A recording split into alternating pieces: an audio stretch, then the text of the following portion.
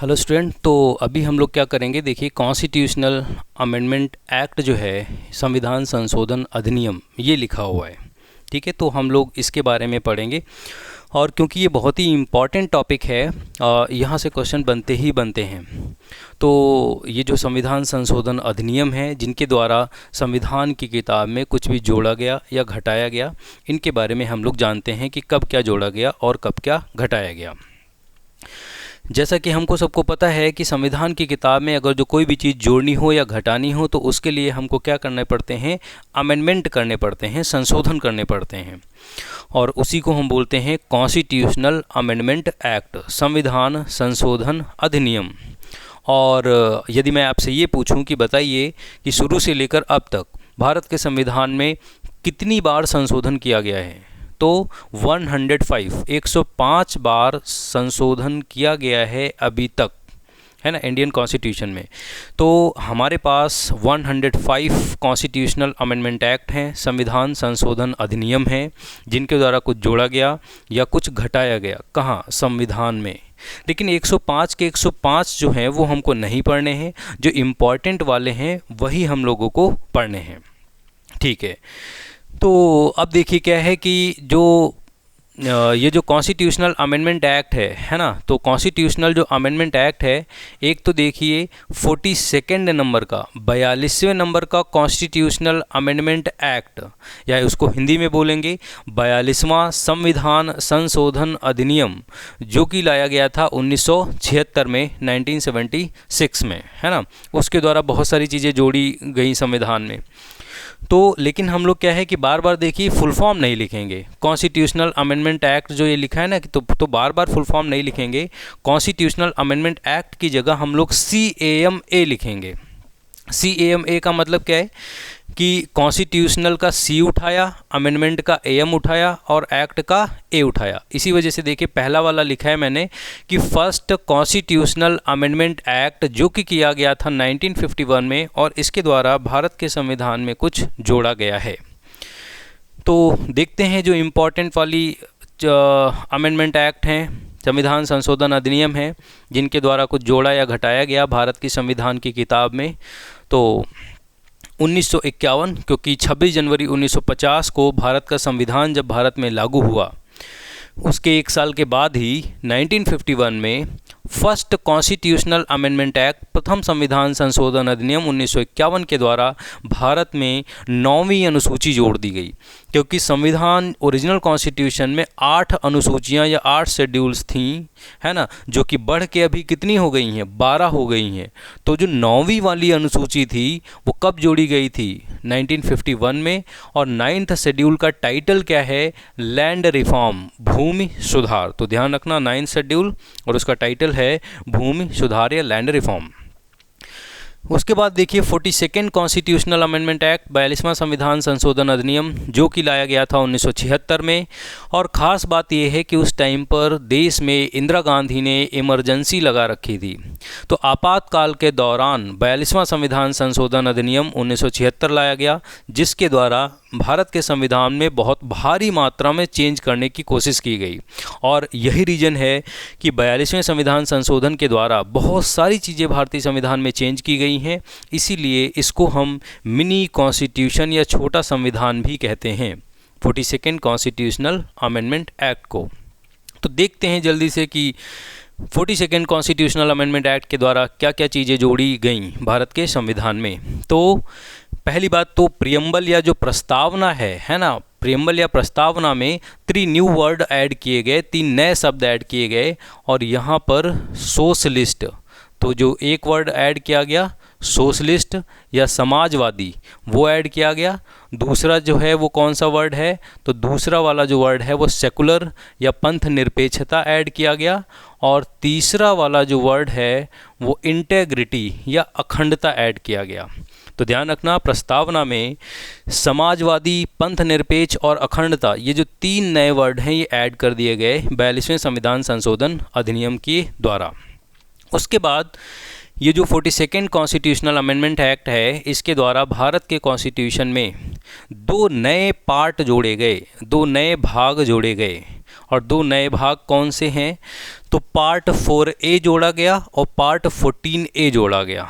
Part 4A का title है fundamental duties, मौलिक कर्तव्य, और मौलिक कर्तव्य जो हैं इनके लिए एक आर्टिकल भी जोड़ा गया, आर्टिकल 51A। तो फंडामेंटल ड्यूटी क्योंकि पहले से मौलिक कर्तव्य हमारे संविधान में मौजूद नहीं थे, इनको बाद में जोड़ा गया 42वें संविधान संशोधन अधिनियम के द्वारा, पार्ट 4A फंडामेंटल ड्यूटीज़। और जब ये फंडामेंटल ड्यूटीज जोड़ी गई थी मौलिक कर्तव्य, तब ये 10 हुआ करते थे, 10। लेकिन आगे चलकर एक और बढ़ाया जाएगा मौलिक कर्तव्य। तो अभी अगर जो आपसे पूछे कि आपके मौलिक कर्तव्य कितने हैं, तो 11 हैं, ठीक है, पार्ट 4A। और एक पार्ट, ये पार्ट 14A जोड़ा गया। तो पार्ट 14A का टाइटल है ट्रिब्यूनल, और ट्रिब्यूनल को हिंदी में हम लोग बोलते हैं अधिकरण। अधिकरण। अब ये जो ट्रिब्यूनल या अधिकरण है, ये क्या होते हैं? देखिए, जो स्पेशल एम के लिए, विशेष उद्देश्य के लिए जो कोर्ट या न्यायालय बनाए जाते हैं उनको ट्रिब्यूनल कहते हैं हम। जैसे कि कंज्यूमर फोरम, उपभोक्ता अदालतें, या ग्रीन ट्रिब्यूनल्स, हरित पीठें। तो कंज्यूमर फोरम जो है वो एक ट्रिब्यूनल है क्योंकि वो सिर्फ और सिर्फ उपभोक्ता या कंज्यूमर से रिलेटेड विवादों को देखेगा और कोई भी विवाद नहीं देखेगा। ग्रीन ट्रिब्यूनल क्योंकि सिर्फ इन्वायरमेंट से जुड़े हुए मुद्दों को देखेगा और कोई भी मुद्दे वो नहीं देखेगा। तो जो स्पेशल एम के लिए कोर्ट्स बनाए जाते हैं उनको हम ट्रिब्यूनल कहते हैं। तो ऐसे ही यहाँ पर पार्ट 14A में ट्रिब्यूनल्स या अधिकरणों की व्यवस्था की गई। उसके बाद हमको ये पता है कि भारत के संविधान में DPSP, ये directive principles of state policy, जिनको हम लोग बोलते हैं हिंदी में राज्य के नीति निर्देशक तत्व, ये लिखे गए हैं। अगर जो मैं आपसे पूछूं कि DPSP कहाँ पर हैं, भारतीय संविधान के किस भाग में हैं, तो पार्ट 4 में हैं। आर्टिकल 36 से लेकर 51, 36 से 51 अनुच्छेद के बीच में राज्य के नीति निर्देशक तत्वों को लिखा गया है। तो जो 4 नए सिद्धांत जोड़े गए वो 42वें संविधान संशोधन अधिनियम के द्वारा जोड़े गए, और उन 4 नए सिद्धांतों को जोड़ने के लिए DPSP में 4 नए आर्टिकल जोड़े गए। तो आर्टिकल 39A जोड़ा गया और अनुच्छेद 29A के द्वारा ये कहा गया कि भाई जो युवा हैं उनको शोषण से बचाया जाएगा, youth are protected against exploitation. एक आर्टिकल 39F जोड़ा गया, फ्री लीगल एड, अगर जो कोई गरीब इंसान है तो उसको फ्री में वकील करके भारत की सरकार देगी, है ना, निशुल्क विधिक सहायता। आर्टिकल 43A जोड़ा गया, और 43A क्या कहता है कि जब अब जो इंडस्ट्री का मैनेजमेंट होता है, जो उद्योग होते हैं उनका जो मैनेजमेंट होता है, प्रबंधन होता है, वहाँ पर जो मज़दूर हैं, वर्कर हैं, उनको भी पार्टिसिपेशन दिलाया जाएगा, उनको भी भाग दिलाया जाएगा, जिससे कि मज़दूर अपनी ज़रूरतें मैनेजमेंट को बता सकें और मैनेजमेंट मज़दूरों के हिसाब से काम कर सके, उनकी सहूलियत के लिए भी डिसीजन ले सके। आर्टिकल 48A देखिए क्या है। आर्टिकल 48A जो है वो DPSP में जोड़ा गया, और वो ये कहता है कि प्रोटेक्ट द एनवायरनमेंट, पर्यावरण की रक्षा की जाएगी। तो ये 4 नए सिद्धांत जोड़े गए। अब देखिए, क्योंकि हमको ये पता है कि जब भी इमरजेंसी लागू होती है उस टाइम पर, नेशनल इमरजेंसी या राष्ट्रीय आपातकाल जब लागू होता है, तब जो संसद है, पार्लियामेंट है, उसके लोकसभा की ड्यूरेशन एक बार में 1 साल बढ़ाई जा सकती है। ऐसे ही जो राज्यों की विधानसभाएं हैं, लेजिस्लेटिव असेंबली हैं, उनकी भी ड्यूरेशन 5 साल से 5 साल की क्योंकि नॉर्मल होती है, तो एक बार में 1 साल बढ़ाई जा सकती है। तो क्योंकि ये इमरजेंसी का टाइम था, तो इसी वजह से लोकसभा और लेजिस्लेटिव असेंबली, राज्यों की विधानसभाओं की अवधि बढ़ा दी गई, 5 से कितनी कर दी गई, 6 साल कर दी गई। Raise the tenure of Lok Sabha and legislative assembly. और ध्यान रखना, संसद की जो राज्यसभा होती है उसकी ड्यूरेशन नहीं बढ़ाई जाती, और लेजिस्लेटिव असेंबली की भी ड्यूरेशन नहीं बढ़ती है, सॉरी लेजिस्लेटिव काउंसिल की ड्यूरेशन नहीं बढ़ती है ना। तो यहाँ पर क्रॉस जो मैंने लगाया है, तो यहाँ पर मैं लिखे दे रहा हूँ कि जैसे संसद में राज्यसभा की ड्यूरेशन नहीं बढ़ती, ऐसे ही लेजिस्लेटिव काउंसिल या विधान परिषदों की ड्यूरेशन नहीं बढ़ती है। उसके बाद देखिए एक वर्ड ये लिखा हुआ है कोरम, गढ़ पूर्ति। कोरम क्या होता है? तो कोरम देखिए उसको कहते हैं वह न्यूनतम सदस्यों की संख्या जो उस सदन की कार्यवाही चलाए जाने के लिए आवश्यक हो उस सदन की गण पूर्ति या कोरम कहलाता है। अब हो सकता ना समझ में आए जैसे मैंने ऐसे बताया, तो एग्जाम्पल से समझो आप। अगर जो मैं किसी क्लास में पढ़ा रहा हूँ और उस क्लास की जो स्ट्रेंथ है वो 100 स्टूडेंट हैं, 100 बच्चों का एक क्लास है, और मैं कहूँ कि भाई मैं क्लास तो तभी लूँगा जब न्यूनतम कम से कम मिनिमम जो है 10% स्टूडेंट आएंगे, वरना क्लास में नहीं पढ़ाऊँगा। तो जो 10% है ये क्लास को चलाए जाने के लिए कोरम हो गया, है ना, कि 10% जब बच्चे आएंगे तभी क्लास चलेगी।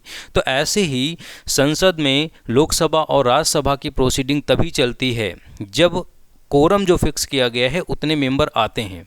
ऐसे ही राज्यों की लेजिस्लेटिव असेंबली और लेजिस्लेटिव काउंसिल, विधानसभा और विधान परिषद की प्रोसीडिंग तभी चलती है जब जो कोरम फिक्स किया गया है, न्यूनतम संख्या फिक्स की गई है, उतने मेंबर आते हैं। और ये हर जगह के लिए 10% है, 10%। अभी 10% है, तो 10% जो है, जैसे लोकसभा की प्रोसीडिंग या कार्रवाई कब चलेगी, जब लोकसभा के टोटल जितने मेंबर हैं उसके कितने परसेंट आ जाएं, 10% आ जाएं। ऐसे राज्यसभा की कार्रवाई तभी चलेगी जब राज्यसभा के टोटल मेंबर्स के 10% आ जाएं। ऐसे ही राज्यों में 10% वाला रूल लागू है। लेकिन क्योंकि इमरजेंसी लागू थी तो भाई इंदिरा गांधी ने कहा कि कोरम को ख़त्म किया जाता है, मतलब सिर्फ इंदिरा गांधी ने कहा कि हम आए तब भी कार्रवाई चलेगी, कोरम की कोई ज़रूरत नहीं है, कोरम की लिमिट को ख़त्म कर दिया गया। तो हमने 40 सेकेंड के द्वारा जो जो चेंजेस किए गए थे वो हमने पढ़े। हालांकि और भी बहुत सारी चीज़ें हैं, लेकिन देखिए वो इम्पॉर्टेंट नहीं है, इस वजह से हम लोग उस पर नहीं जाएंगे, ठीक है। वो डिटेल्ड वाले वीडियो में आपको मैं और चीज़ें बताऊँगा। अब देखिए क्या है, 44th कॉन्स्टिट्यूशनल अमेंडमेंट एक्ट, 44वां संविधान संशोधन अधिनियम, जो कि किया गया था 1978 में। क्योंकि इंदिरा गांधी ने जब इमरजेंसी हटाई, आपातकाल हटाया, तो फिर चुनाव हुए भारत में और इंदिरा गांधी चुनाव हार गईं और नए जो हैं पीएम बने मोरारजी देसाई। मोरारजी देसाई ऐसे पीएम थे जो पहले नॉन कांग्रेसी पीएम थे, और वो जब पीएम बन के आए तो उन्होंने भी संविधान में संशोधन किया। 44th नंबर का कॉन्स्टिट्यूशनल अमेंडमेंट एक्ट वो लेके आए 1978 में, और जिसके द्वारा उन्होंने किया क्या है कि इंदिरा गांधी ने 42वें संविधान संशोधन अधिनियम के द्वारा जो जो चीज़ें गलत की थीं, संविधान में जोड़ी थीं गलत चीज़ें, उनको फिर से उन्होंने क्या कर दिया है, फिर से सही कर दिया है 44th कॉन्स्टिट्यूशनल अमेंडमेंट एक्ट के द्वारा। तो पहली बात तो ये है कि टेन्योर भाई कार्यकाल लोकसभा का और राज्यों के विधानसभाओं का बढ़ा दिया गया था। तो यहाँ पर एक पॉइंट हम लोग लिखेंगे, जो टेन्योर है वो फिर से 5 साल क्या कर दिया गया, फिक्स कर दिया गया, 5 साल फिक्स कर दिया गया, है ना। किसका किसका, तो संसद की जो लोकसभा है उसका भी 5 साल कर दिया गया, और राज्यों की जो लेजिस्लेटिव असेंबली या विधानसभाएं हैं उनका भी कार्यकाल 5 साल कर दिया गया फिर से। दूसरी बात, जो ये कोरम की लिमिट इंदिरा गांधी ने ख़त्म कर दी थी कि भाई कोई ज़रूरी नहीं कि 10% आएँ, सिर्फ हम आए तब भी चलेगी कार्रवाई, तो मोरारजी देसाई ने क्या किया, 44वें संविधान संशोधन अधिनियम के द्वारा ये जो कोरम की लिमिट है फिर से लागू कर दी, और ये है कितनी अभी, तो ध्यान रखना 10% है, ठीक। उसके बाद ये जो फंडामेंटल राइट लिखा हुआ है, ये देखिए ये जो पॉइंट है फंडामेंटल राइट्स या मौलिक अधिकार। अब देखिए हम लोगों को पता है कि पहले एक मौलिक अधिकार आर्टिकल 31 में लिखा हुआ था, राइट टू प्रॉपर्टी, संपत्ति का अधिकार। ये राइट टू प्रॉपर्टी आर्टिकल 31 में लिखा हुआ था, लेकिन 44वें संविधान संशोधन अधिनियम के द्वारा राइट टू प्रॉपर्टी को फंडामेंटल राइट के आर्टिकल 31 से डिलीट किया गया। इस वजह से यहाँ पर मैंने क्रॉस लगाया है, और संविधान में दूसरी जगह पर राइट टू प्रॉपर्टी लिखा गया। तो संविधान में दूसरी जगह मतलब पार्ट 12 में, संविधान में पार्ट 12 में एक नया अनुच्छेद 300A जोड़ा गया है जिसमें राइट टू प्रॉपर्टी लिखा गया है। इसी वजह से हम लोग कहते हैं कि राइट टू प्रॉपर्टी अब एक फंडामेंटल राइट नहीं है, वो एक कॉन्स्टिट्यूशनल राइट है, क्योंकि संविधान में तो भाई लिखा ही है, भले ही दूसरी जगह लिखा हो, इस वजह से वो कॉन्स्टिट्यूशनल राइट है या संवैधानिक अधिकार है, लेकिन मौलिक अधिकार नहीं है। इसमें अंतर क्या आ गया, तो यदि मौलिक अधिकार होता और आपकी प्रॉपर्टी कोई छीनता तो आप सीधे सुप्रीम कोर्ट जा सकते थे, लेकिन अभी ये मौलिक अधिकार नहीं है और आपकी प्रॉपर्टी कोई छीने तो अभी भी आप कोर्ट जा सकते हैं, लेकिन सुप्रीम कोर्ट नहीं, निचली अदालतों में जा सकते हैं। तो राइट टू प्रॉपर्टी, संपत्ति का अधिकार, अब मौलिक अधिकार नहीं है, अब यह एक कॉन्स्टिट्यूशनल राइट, संवैधानिक अधिकार, या एक लीगल राइट, वैधानिक अधिकार है। ठीक है, तो ये ध्यान रखेंगे। उसके बाद देखिए क्या किया गया, 44वें संविधान संशोधन अधिनियम के द्वारा जो नेशनल इमरजेंसी है, राष्ट्रीय आपातकाल है, जो कि आर्टिकल 352 के तहत लगती है, उसमें बहुत सारे चेंजेस किए गए। क्या चेंज किए गए? पहली बात तो इंदिरा गांधी ने जो इंटरनल डिस्टर्बेंस, आंतरिक अशांति के आधार पर इमरजेंसी लगाई थी, तो मोरारजी देसाई ने क्या किया, ये वाला वर्ड डिलीट कर दिया, इंटरनल डिस्टर्बेंस, आंतरिक अशांति, और इसकी जगह पर लिख दिया आर्म्ड रेबेलियन, सशस्त्र विद्रोह। तो फिर अभी जो है, जो राष्ट्रीय आपातकाल लगाया जाएगा, वो इसके आधार पे, इंटरनल डिस्टर्बेंस के आधार पे नहीं लगाया जा सकता, सिर्फ और सिर्फ किसके आधार पे लगाया जा सकता है, देश के अंदर अस्त्र शस्त्र लेके जब विद्रोह हो जाए तभी नेशनल इमरजेंसी लगाई जाएगी।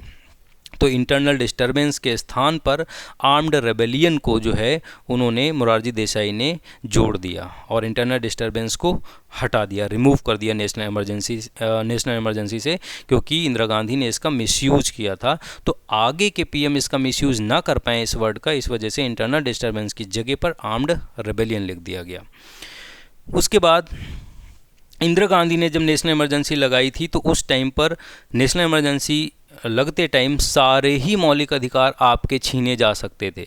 मोरारजी देसाई ने कहा कि नहीं भाई, आर्टिकल जो फंडामेंटल राइट नंबर 20 एंड 21 है, ये नहीं छीने जाएंगे नेशनल इमरजेंसी के दौरान भी।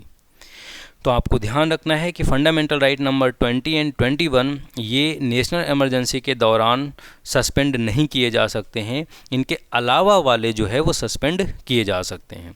और एक बात और 44वें संविधान संशोधन अधिनियम के द्वारा जोड़ी गई कि जो है प्रेसिडेंट जो है वो नेशनल इमरजेंसी की घोषणा करेंगे या राष्ट्रीय आपातकाल को लागू करेंगे, लेकिन उसके लिए ज़रूरी है, यहाँ पर देखिए मैंने क्या लिखा हुआ है कि written recommendation of the cabinet, जब सारे कैबिनेट मंत्री लिखित में राष्ट्रपति को देंगे कि जी हाँ नेशनल इमरजेंसी की घोषणा कर दीजिए, तो पूरे कैबिनेट मंत्रियों की लिखित अनुशंसा पर, लिखित रिकमेंडेशन पर ही प्रेसिडेंट इमरजेंसी का डिक्लेरेशन करेंगे।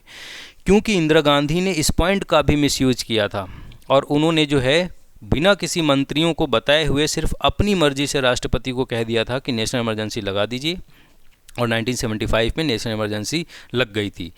तो इंदिरा गांधी ने मोरारजी देसाई ने थोड़ा सा और टफ बना दिया कि भाई खाली पीएम के चाहने से नहीं इमरजेंसी लगेगी, सारे के सारे कैबिनेट मंत्री जब लिखित देंगे प्रेसिडेंट को तब इमरजेंसी लगेगी। तो 44th कॉन्स्टिट्यूशनल अमेंडमेंट एक्ट हम लोगों ने देखा, और उसके बाद देखिए क्या है 52nd कॉन्स्टिट्यूशनल अमेंडमेंट एक्ट, 52वां संविधान संशोधन अधिनियम, जो कि किया गया 1985 में।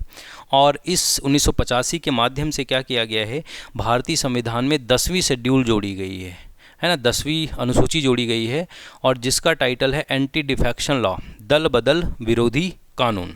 तो अब जो है जब एक पार्टी को छोड़ के दूसरी पार्टी में यदि आप ज्वाइन करेंगे तो उसके विरोध में कानून लाया गया है, क्योंकि हमको पता है कि अभी क्या है कि यदि एक पार्टी 1 है कोई और एक पार्टी 2 है कोई, है ना, तो पार्टी 1 के यदि मेंबर 2/3 से कम मेंबर पार्टी 2 में जाते हैं पार्टी 1 को छोड़ के, तो सारे के सारे मेंबर जो है डिस्क्वालीफाइड कर दिए जाएंगे।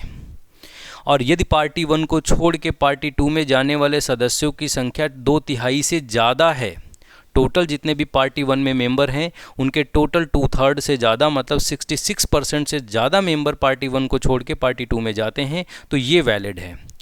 अब इतने लोगों को जो है पार्टी 2 वाले, भाई पहले कम था, 1-2 लोग ही चेंज कर लेते थे तो चेंज बहुत होता था, अब ये नंबर रख दिया गया कि इससे ज़्यादा जाने चाहिए पार्टी छोड़ के तभी पॉसिबल है।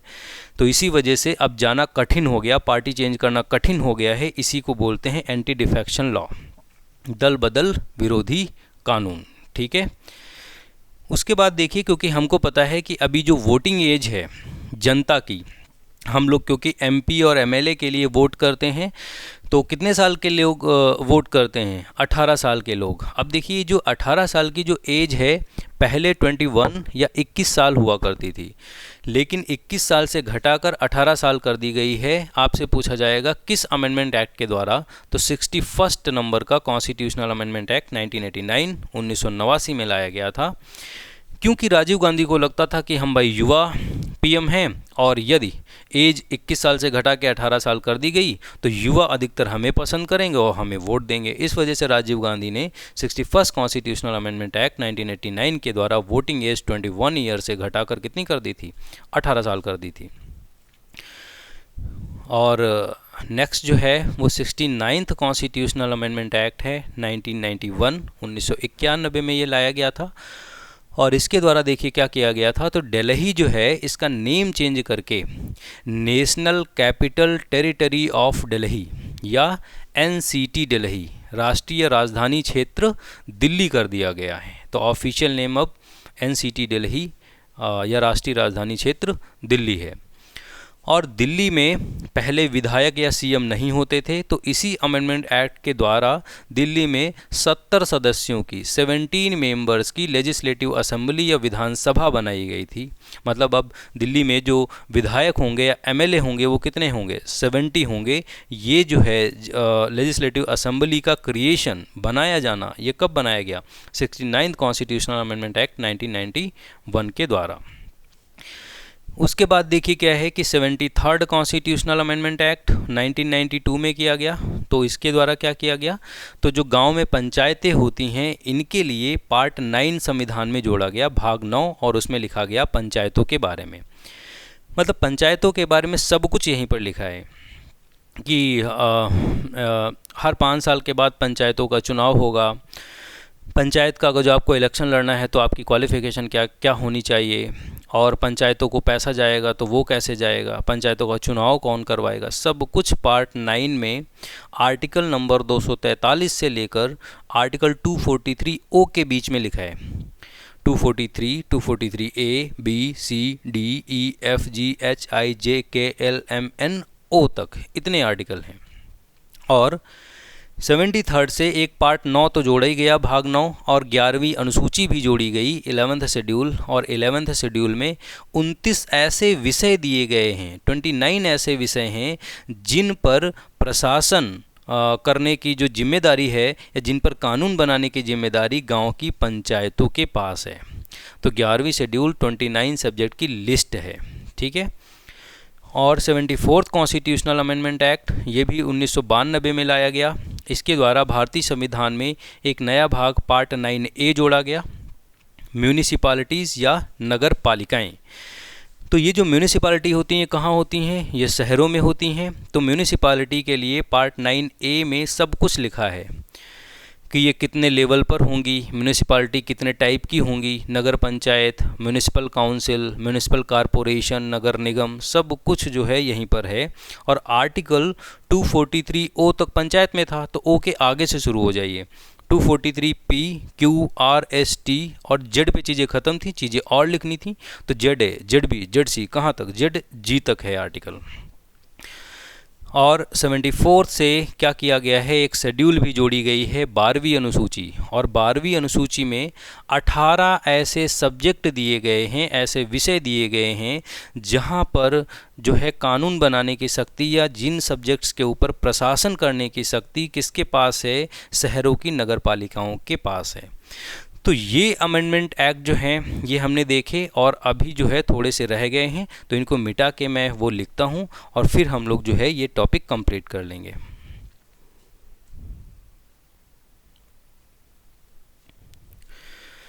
तो स्टूडेंट ये देखिए, जो कुछ कॉन्स्टिट्यूशनल अमेंडमेंट एक्ट जो थे इम्पॉर्टेंट वाले वो बचे हुए थे, उनके बारे में हम लोग और डिस्कस कर लेते हैं। तो देखिए 86th कॉन्स्टिट्यूशनल अमेंडमेंट एक्ट 2002 में 86वां संविधान संशोधन अधिनियम लाया गया, और जिसके ज़रिए 3 इम्पॉर्टेंट जगह संविधान में, एक तो फंडामेंटल राइट्स, दूसरा directive principles of state policy, राज्य के नीति निर्देशक तत्व, और तीसरा फंडामेंटल ड्यूटी, मौलिक कर्तव्य। तो इन तीनों जगहों पर चेंज किया गया है। फंडामेंटल राइट अब था क्या, देखिए फंडामेंटल राइट में एक नया आर्टिकल जोड़ा गया, आर्टिकल 21A। और आर्टिकल 21A से क्या किया गया कि 6 से 14 साल तक के बच्चों के शिक्षा का अधिकार, राइट टू एजुकेशन, एक फंडामेंटल राइट बना दिया गया, मौलिक अधिकार बना दिया गया। और फंडामेंटल राइट बनाने का मतलब ये होता है कि अब भाई किसी की जेब में पैसे हों चाहे ना हों, अगर जो 6 से 14 साल तक के बच्चे हैं तो उनको शिक्षा देने की जो जिम्मेदारी है अब राज्य सरकार की है, वो देगी ही देगी। अगर जो नहीं देगी तो लोग पहुंच जाएंगे कोर्ट, क्योंकि फंडामेंटल राइट का वायलेशन अगर जो हो तो आपको हक है कहाँ जाने का, सुप्रीम कोर्ट जाने का। तो फंडामेंटल राइट बना दिया गया 6 से 14 साल तक के बच्चों के शिक्षा का अधिकार। अब देखिए, जो directive principles of state policy हैं, राज्य के नीति निर्देशक तत्व हैं, उसमें आर्टिकल 45 ये वाला आर्टिकल पहले से ही लिखा था। लेकिन आर्टिकल 45 जो पहले से लिखा था इसमें भी शिक्षा का अधिकार ही दिया गया था, मतलब शिक्षा ही दी गई थी। लेकिन यहाँ पर ये लिखा गया था, जो अभी आपको 0 to 6 ईयर ओल्ड चिल्ड्रन दिख रहे हैं ना, तो अभी पहले देख लो ये है क्या, पढ़ो। अर्ली चाइल्डहुड केयर, शिशु की देखभाल करना व शिशुओं को एजुकेशन देना फ्री में। लेकिन कौन से शिशुओं को? जो 0 से 6 साल तक के हों उन शिशुओं को। तो 0 से 6 साल तक के शिशुओं की देखभाल और उनकी शिक्षा का प्रबंध करना, यह है आर्टिकल 45। लेकिन आर्टिकल 45 ओरिजिनल कॉन्स्टिट्यूशन में ऐसा नहीं था। आर्टिकल 45 में ये लिखा था कि 6 से 14 साल तक के बच्चों को शिक्षा देने की कोशिश राज्य करेगा। लेकिन जब 86 कॉन्स्टिट्यूशनल अमेंडमेंट एक्ट से किया क्या गया, 6 से 14 साल तक के बच्चों की शिक्षा का अधिकार फंडामेंटल राइट बना दिया गया। और 6 से 14 साल की जो बात लिखी थी वो आर्टिकल 45 में भी लिखी थी।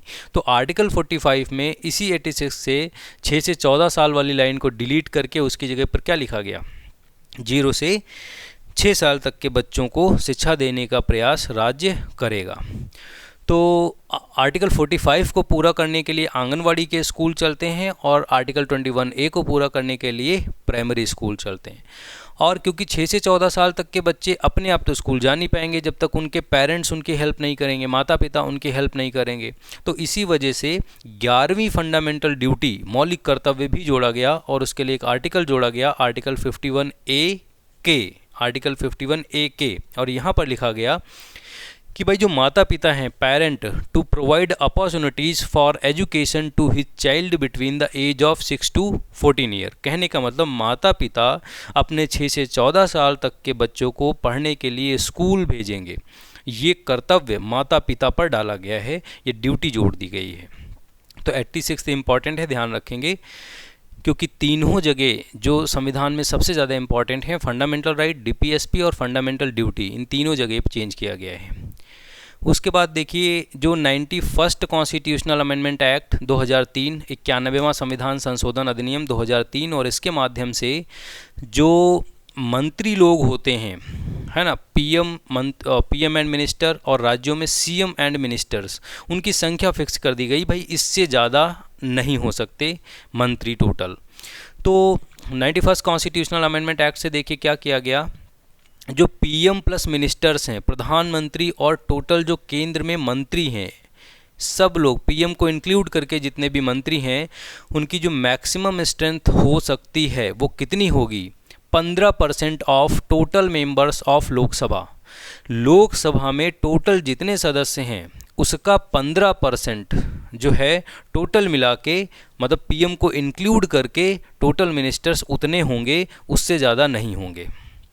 इससे कम हो सकते हैं लेकिन मैक्सिमम कहाँ तक जाएगा, टोटल जो मंत्रियों की संख्या है PM को इंक्लूड करते हुए केंद्र में 15% of total members of Lok Sabha.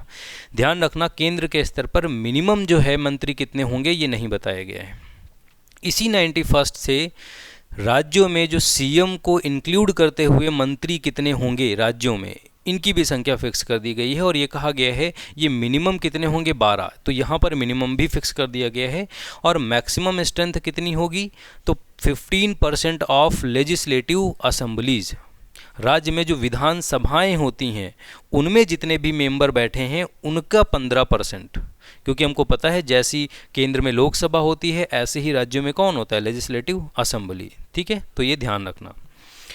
उसके बाद 97th कॉन्स्टिट्यूशनल अमेंडमेंट एक्ट जो कि किया गया 2012 में, और उसके माध्यम से देखिए पार्ट 9B एक नया भाग जोड़ दिया गया भारत के संविधान में, और उसमें कोऑपरेटिव सोसाइटीज़ या सहकारी समितियों के बारे में सब कुछ लिखा हुआ है।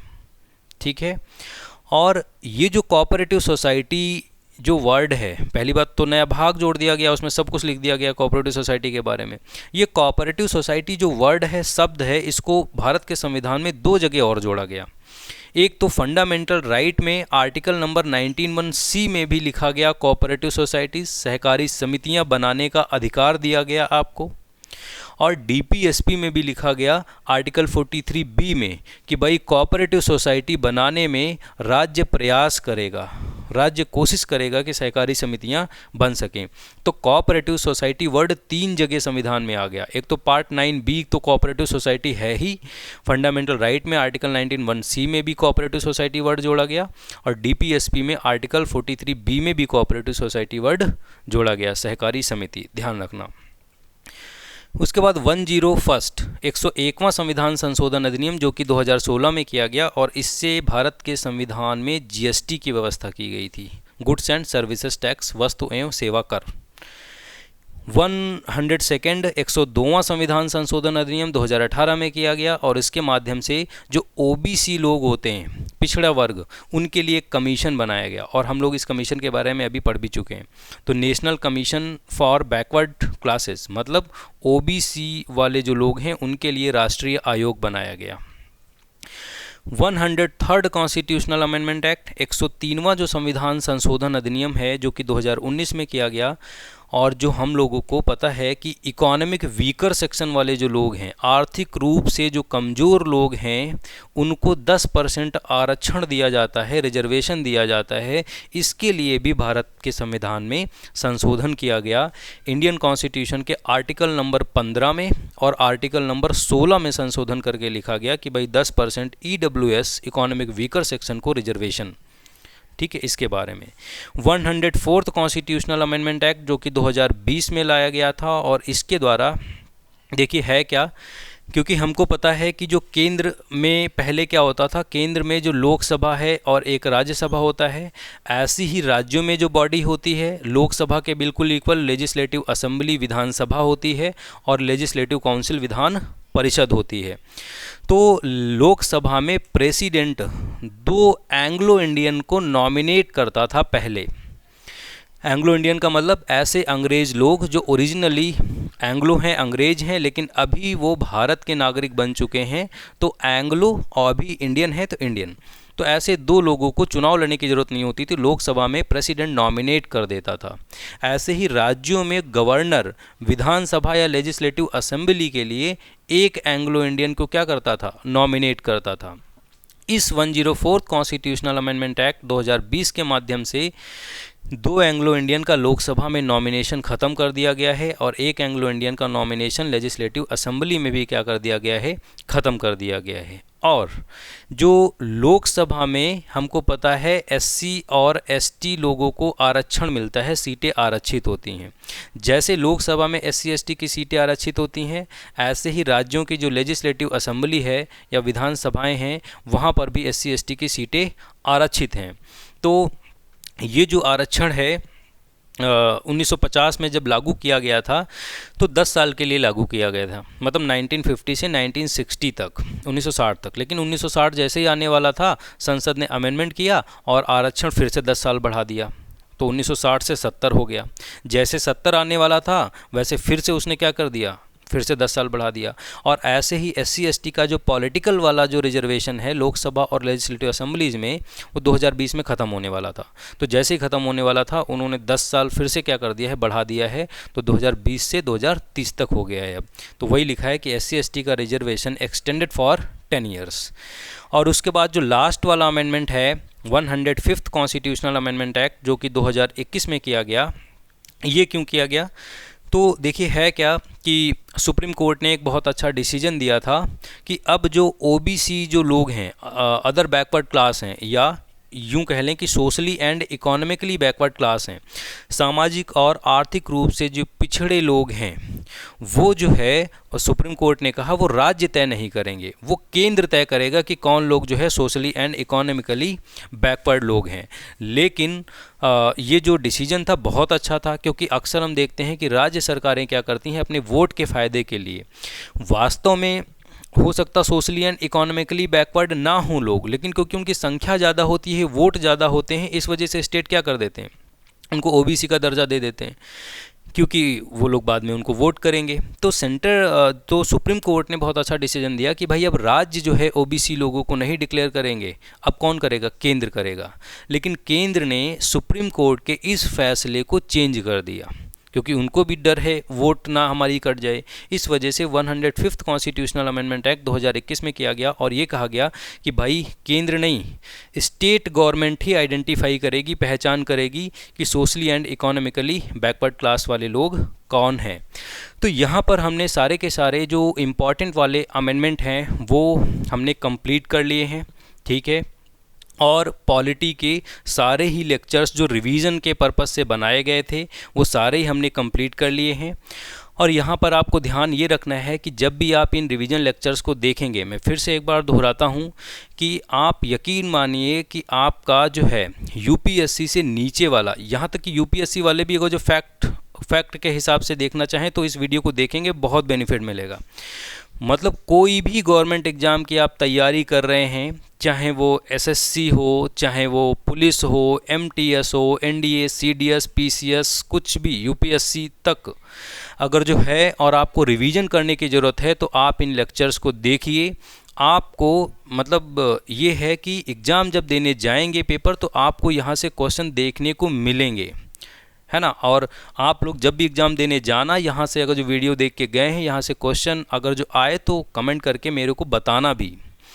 और फिर मैं आखिरी में यही कहना चाहता हूँ कि अगर जो ये वीडियोज़ आपको अच्छे लगे हैं, है ना, और जो है आपको पसंद आया है, तो फिर आप योग्य भारत प्लेटफॉर्म को सब्सक्राइब कीजिए, वीडियोस को लाइक कीजिए, अपने दोस्तों तक भी इसको पहुंचाइए, जिससे कि मुझे भी मोटिवेशन मिले और मैं ज़्यादा से ज़्यादा वीडियोस एजुकेशनल पर्पस से आपके लिए बना के डाल सकूं, है ना। तो इसमें मेहनत तो लगती ही है।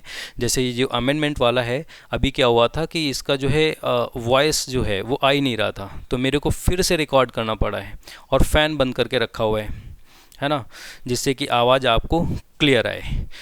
तो और जो योग्य भारत प्लेटफॉर्म है, यहाँ से ये तो रिवीजन वाले वीडियो हैं। अभी आपको देखिए दिया क्या क्या जाएगा, तो एक प्लेलिस्ट डिटेल्ड वाली बनाई जाएगी, वहाँ पर आप लोग जो है डिटेल्ड में ये सारे वीडियोस पा सकेंगे।